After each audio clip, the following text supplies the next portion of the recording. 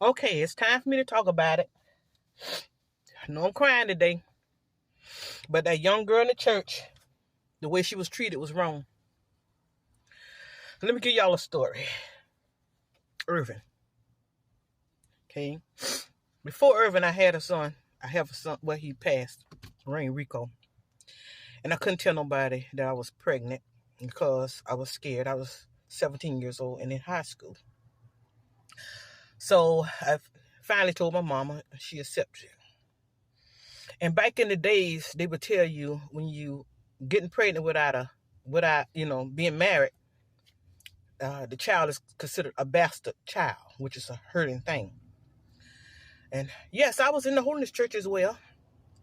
Went to church all the time with my auntie. We stayed in church. Saturdays, we packed the lunch, and that's where we stayed in church. So when I got pregnant with Irvin, I already made the mistake the way I felt with Rico. So of course I can't tell that I'm pregnant again in high school with Irvin. So I hid it.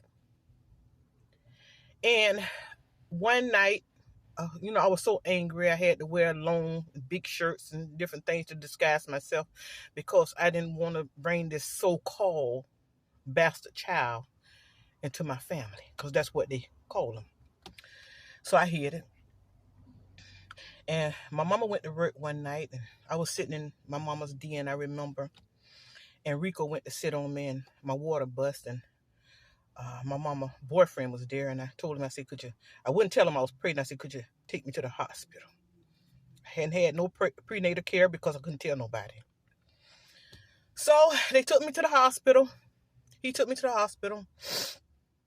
I knew I was delivering, and Irvin wasn't quite 7 months.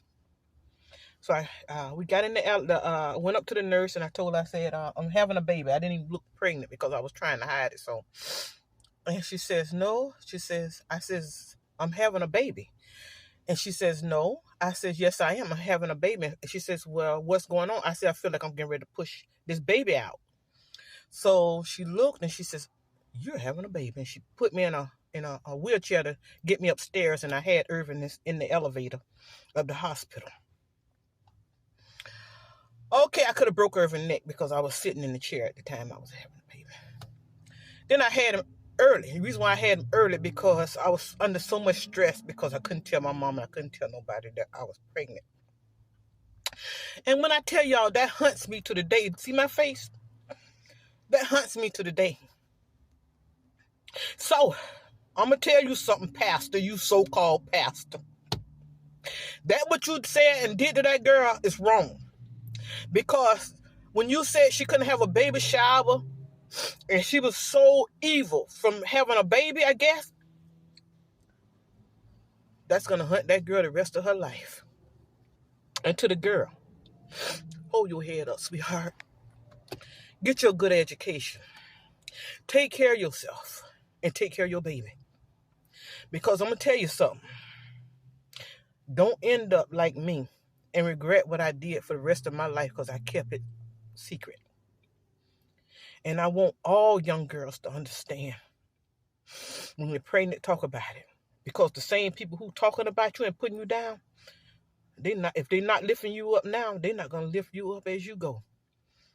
And I just want to say, shame on you, pastor. Shame on you.